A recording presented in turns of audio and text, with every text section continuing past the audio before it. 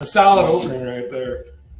Did I do it? No. I'm a loser, baby. Yeah. Are we live? Yeah, we are live. Oh, because I just ripped the bird. That's what's going on. Welcome back to the Rusty Putter. We're back. I should probably turn the music off, huh? Yeah, I don't know. It's, all 8 of our followers are getting us demonetized here. We're making millions on this. Yeah, for real. What do you get? I think we're gonna have 100,000 followers or something. Is that what it is? I thought it was just 100. We got to get 100 live on Facebook. We can make a campaign to do that. Hey, you want to know what we probably shouldn't post anything? What's that? Yeah, might get you canceled. Yeah, Elon Trump, a little denial of service situation there, but it is what it is. It's a new world. What do we got today, Junior? Today, let's talk about a good credit score costing you some money, but maybe a bad credit score costing you more money. Is there anything more valuable in this world than a good credit score? I don't know the answer. I don't think so. There's definitely not something so subjective with 800 variations has such value. That no one really knows how it works. It's the most mysterious. Listen, you and I were talking about this for a few minutes ago. The people that say, "Oh, well, a good credit score is going to cost me money." Yeah, it does. I don't even know what to tell you how much it costs. No. And there's this hyper focus. There's tons of misconceptions of credit. So I think let's boil it down to the number one misconception that I run into in the mortgage world is, why is my credit score looking at different than the credit score that I'm looking at? Why is it like that, Junior? Primarily because the mortgage world, we use a credit scoring model that's 17 years old. Oof. So you see TransUnion, Equifax, and Experian, right? Right. It's no different than seeing Chevy and Cadillac. Yep. So, are you looking at the Tahoe, the LS, the LT, the High Country, the Escalade, Source, like some of the credit bureaus, are they like fake certain types of money lenders or what? Not even really. We won't even go to that. Let's start. Okay. We'll get all the way down to the salt in the water level of it. Ooh. So, Union, right? Yes. They are a brand. They're a repository. They sound super woke. You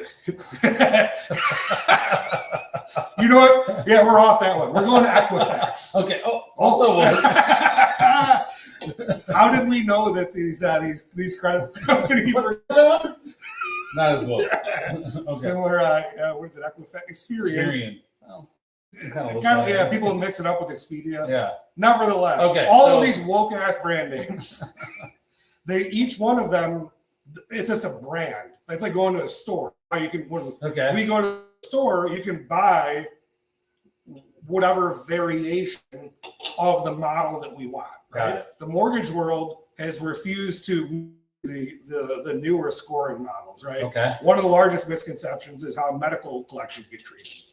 Well, why is that medical collection on there? Well, it's because we're using a scoring model that still counts those in there against your score. Traditionally, when you have like Capital One or Chase or Discover, and you get on your monthly statement you score, 9 times out of 10, that's the Vantage 3.0 scoring model. Yep.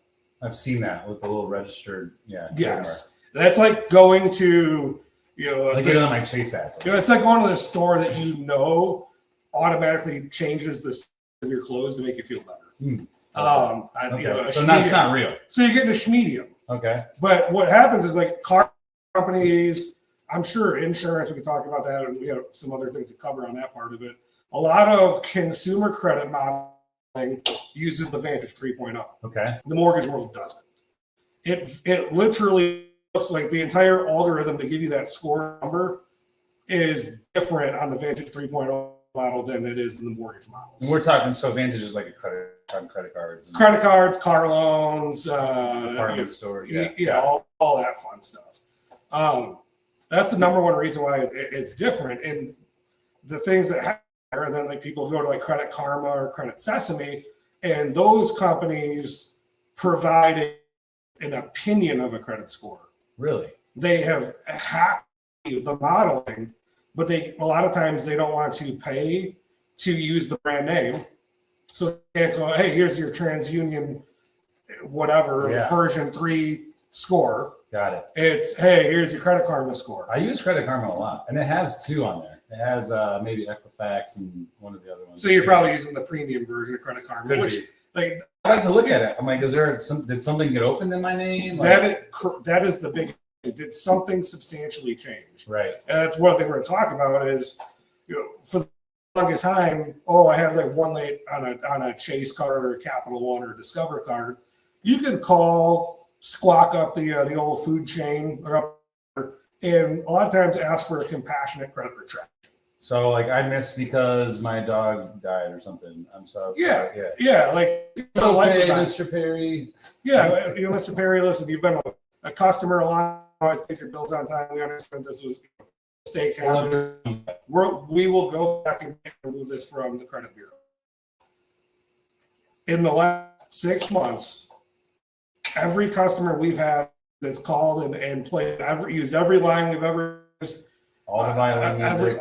Every bit, legitimate issues, to the point where a customer recently, daughter was in the ICU for several weeks, had way more important things going on. Sorry, I can't do that. It's a violation of the Fair Credit Reporting Act. That ain't cool. A missed credit card payment can cost you 50, 60, 70 points. For how long? That's where it's that murky piece. It depends on your credit depth and the amount of leverage that you have. So do you have 4 credit cards, all over 70%, balance to limit ratio? It's going to take you 6-7 months to unbury that 30-day late, which then leads into this perpetual other problem of your cost of borrowing going up on everything. Mm-hmm. So now your cost of borrowing goes up on a car loan. Your credit cards, like now you're hitting the penalty rate, you're hitting late fees, everything else, and Your it starts insurance is going to go up. The tailspin, and that's what we need to talk about next. Is like credit. There's probably what the term insurance score maybe or something that you guys. Yeah, there's some. It's not. They don't use. I'm not even sure what they use, to be honest with you. We don't even know. I sell it. There's some insurance score out there that is not as your the 3 credit bureaus. Is like a mysterious little like score that everyone gets, but they're also I'm sure weaving in. Have you been late on an insurance payment? That's not in, we don't report to credit. If you miss your homeowner's bill, we're not reporting that to Experian. No, but we're somebody because they know. And like, so where do we've had several customers come over to you guys that we're actually able to get them approved to buy a house. They can't get insurance coverage. Yeah. So and I know. I'm pretty sure your company kind of keeps some of the reasoning redacted or proprietary, but no, I mean you can kind of generalize it, right? Because insurance is math, and it is a calculated risk that an actuary, right? Like that's a person that's looking at real life data and saying this person is more likely to cost us money or have a loss. Right? This person is less likely to have it, and if you have all those factors, you get a score at the end. One of them, and it turns out somehow scientifically. If you have a good credit score, you are less likely to have a claim. And not necessarily if you have a bad credit score, does that mean you're going to have a claim? No, you're just statistically more likely to have a loss. Therefore, you should pay more on your coverage because you are a riskier venture for an insurance company. That starts to, if you're going to start zooming, right? If you're going to get political with that, it starts to get really murky on, is that fair? Right? Is it fair to statistical scientific data to charge someone more when they might be inclined to have a worse credit score? Or you can just keep going down the line. Does that make sense? So I don't know where that is. And I think that's like the part in political, not political. Like when you start to take factual data and turn it into your truth. Yes. To be really political about it. And view it from something that's unfair or unjust isn't necessarily the right, like it creates this business conundrum, right? And now, hey, I can't get insurance in some cases. I believe you said the state of Illinois. There were several proposed to limit what factors could be used to determine insurance premiums. One of those being age, gender. Okay, back up. Everyone can agree that youthful male drivers are more risky than female drivers. That is just a known, I think, like assumption, right? Young boys that are 16 are going to get in car, they're going to speed, they're going to act like idiots. I did it. You did it. Oh yeah. How long did your first car accident? 16. About 17. So a year old. A year. A year of driving. Some mysterious circumstance. Something weird happened. Yeah. But I drove my car through somebody else's car on 290 at the interchange, leaving a concert. So I mean, I just bring that up because it's like, yeah, everyone can agree on that. But how about age? Well, you can actually look at that in the dynamic of my entire family. You know, me, young kid, car accident. My brother, young kid, car accident. My sister, no car accidents. Yeah, and then zooming out, right? So when I'm 94 and I can barely see, and if you even have driving cars, then I don't know, but you're more likely to get an accident when you're 92. Everyone can agree. Like old grannies, slower is not necessarily safer, especially when you can't see someone. So I don't know. These are just conversations. I'm not taking a position, okay? You don't have to take a position, but it's impacting the quality of insurance coverage and consultation. Yes. And you're dealing with consumer front end being frustrated because, hey, I can't maybe afford, I'm not even being provided the opportunity to pay for quality insurance coverage. Yeah. And now you're going to the scratch and dent place. Now you got to go somewhere else. And like, that's just a consequence, right? Because you have things in life. If you're not going to pay that bill, there's more consequence to that bill than just, oh man, I'll pay it next month and pay the late fee. And I think that the biggest problem is, I mean, we don't even have a class. There's no class on credit or finances in our school system that I know of. I mean, not anymore. And it's just the biggest determining factor in how you have your financial success is, do you understand credit? Did your parents put you on their credit card when you were 8? Like, do they do things like that? No, and a lot of times the parents just don't even realize they could, which is insane to me. I had a customer that his parents on the other side of that spectrum. Right. They put him on an SBA loan when he was 19 and didn't tell him about it. I mean, it goes both ways, right? Like you could really sabotage one of your kids by doing things like that. So here's a very interesting look at student loan crisis. Yes. All right. Compared to when I don't know, whatever you call it, home economics or life skills classes in high schools kind of away. Yeah. If you look at the student loan balance of the United States of America after 2006, okay, it went up by about 300%. Wow. And if you look at if you look at our age group and we go back like a little bit longer, you probably sense from conversation that is when the life economic stuff started to really weed its way out of high school. Yeah, I had it. I remember even they taught me how to do a place setting. I just never remember if the knife faces in or faces out. But at least we had it.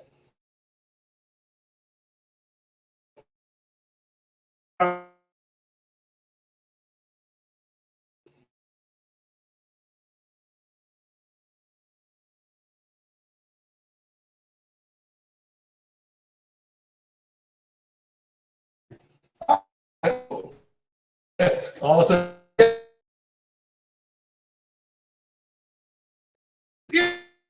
and but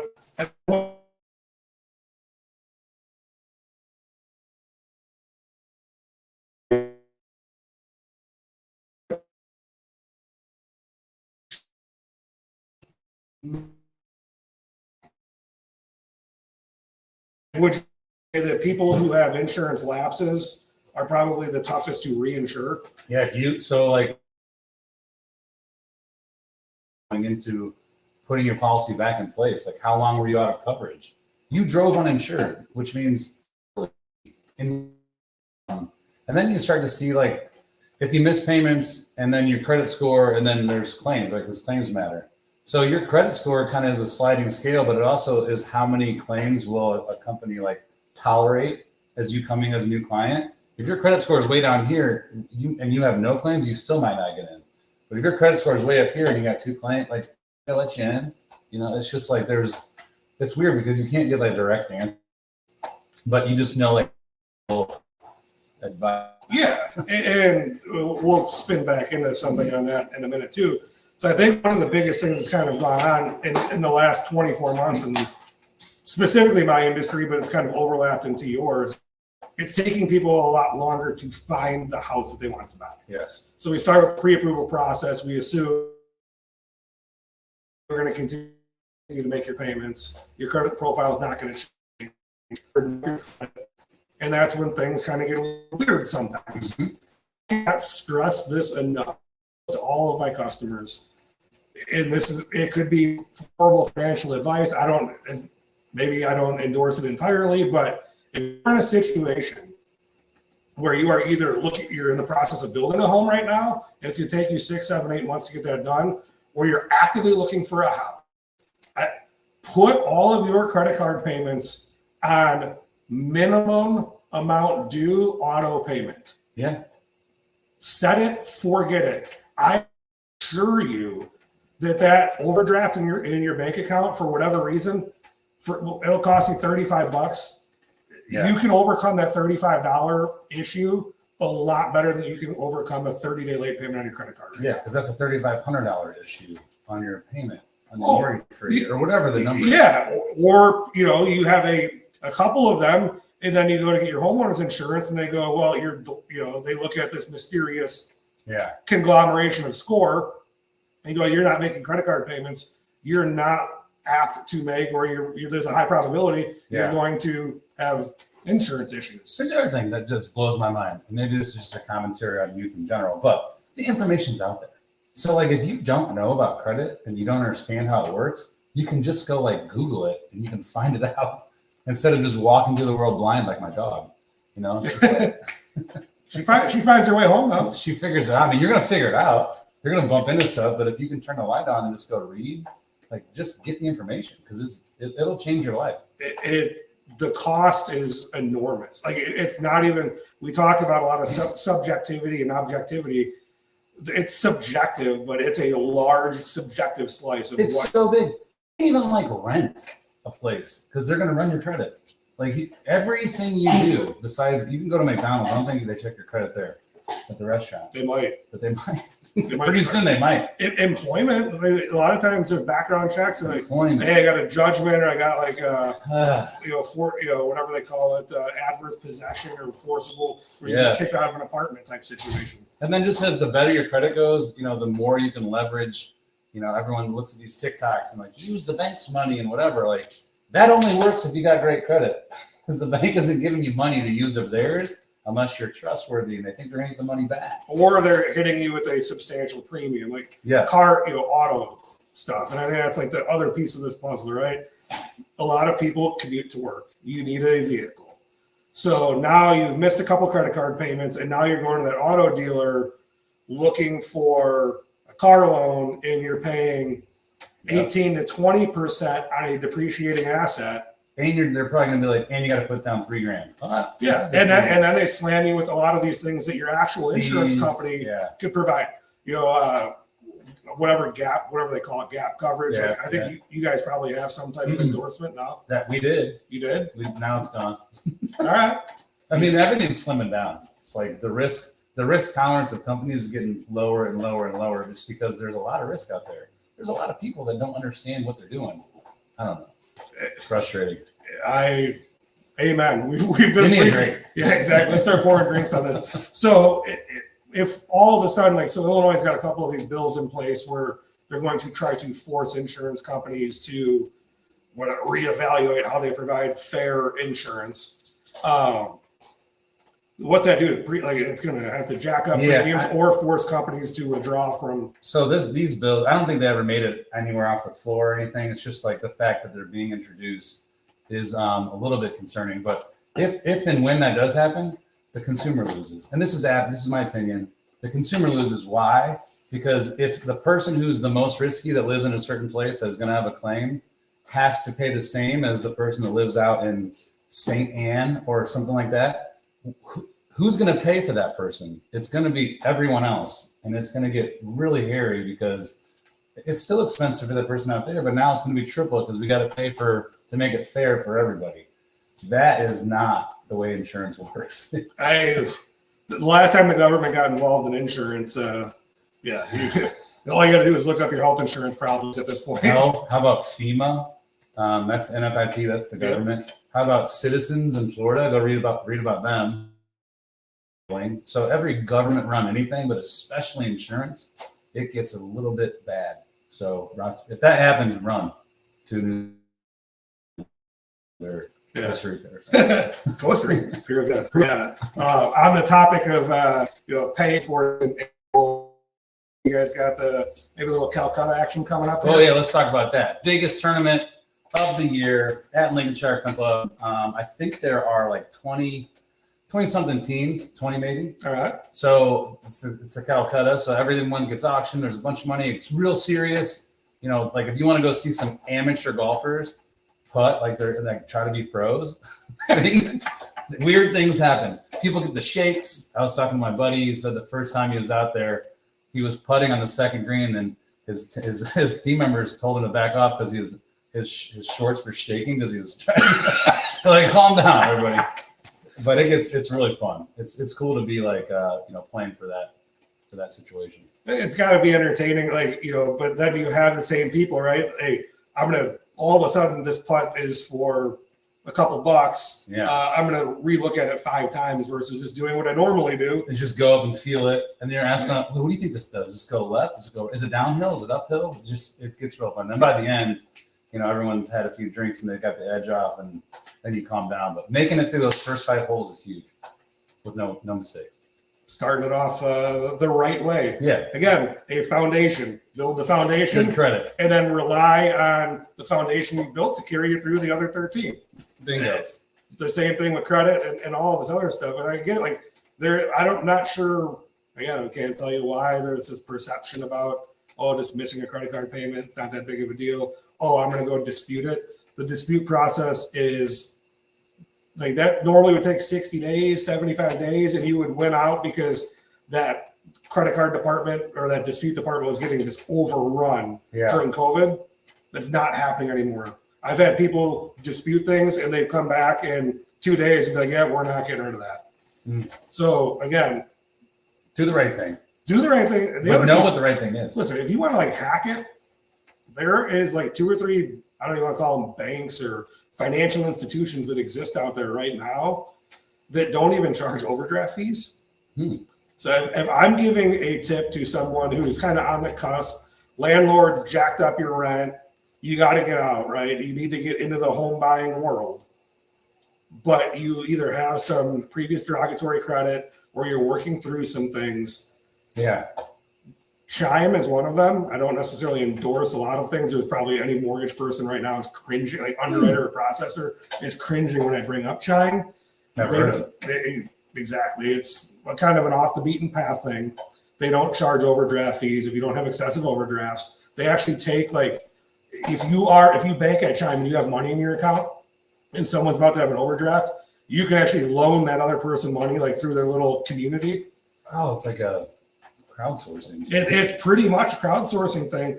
But if you can use that to just make sure that minimum payment gets made and doesn't hit you with that late payment that will set you back another 5, 6, 7, 8, 9 months, just do it. Utilize those types of tools. Yeah. That's all I can say. Don't get the yips. Don't look at that putt 3 different Don't times. look at it. Just go. Have the feel. You know damn well that the green, that ball is always falling towards the water. Trust your heart. Just anything else? What else we got? No, Hard Knocks is going. It's cool to watch the Bears in the spotlight. I like the intro. It makes you feel like Chicago with the Jazz. I bet the Bears. It's the Bears' year. That's what everyone's thinking. After that game against Buffalo, Caleb Williams looks real. I can't believe he took Kyle Orton's number. That's pretty weird. It's maybe he likes to pound some beers. Those other quarterbacks actually look good too. I don't know if they've dropped anyone yet. Does that happen? Because I think that's coming up here pretty soon. They do a little cut down action. I didn't get is what's cool is how friendly they all are, at least in that. But they're going for each other's job. Got to be an interesting dynamic. I mean, you figure where they have like almost 100 people in training camp. They got to cut their roster down to 53 or 54. Yeah. And then you have the practice. Does that just come in like waves, or is it like, hey, we know on August 17th that 70 people are? There is a particular, like, there's particular days where the roster has to, everyone in the NFL's roster has to get cut down to a certain level. And so you like go into the locker room, and it's like pink slip. Pretty much. It's yeah, I think like you're gonna start to. I think we maybe saw one or two guys on the Bears get clipped yesterday too. So yeah, it's an interesting one. I know you're kind of getting into hard knocks, but they'll actually a lot of times they'll show the conversation where they're cutting somebody. I mean, and also if you want to tie it back in, it's like, what did that guy do to get him cut? He missed one late payment or a block, right? Like he just did one little thing. And it has consequences. Well, here, I look at the credit score and how a bank or a mortgage company or insurance company looks at you. You know, we look when we're watching a game, we're watching the TV guys got the camera on the action. Right. You look at these coaches; they're watching the all 22. I mean, they're sitting a foot and a half away from a 60-inch TV, watching the all 22, going, that guy on that play, that meaningless play in the first quarter. You know, he missed that block. Yeah. And instead of us being 2nd and 6, we are 2nd and 9. So now we're running a pass play. We don't want to run a pass play in this environment. Throw an interception. Change the game. Exactly. Yeah. So just so we got chime, buddy. Exactly. Chime in. Chime in. We're chiming out. Anything else? I don't know. No. We'll see you guys next week. We'll probably talk about something maybe a little more positive. I don't know. Yeah, let's talk about some uplifting. Yeah, maybe Adam's. We'll see how the Calcutta went. Yeah. We'll see if Adam's sitting a little cockeyed like this, or if he looks like he's got a black eye. Or if I got to go get shine. All right, that's it. Smile later. Holler.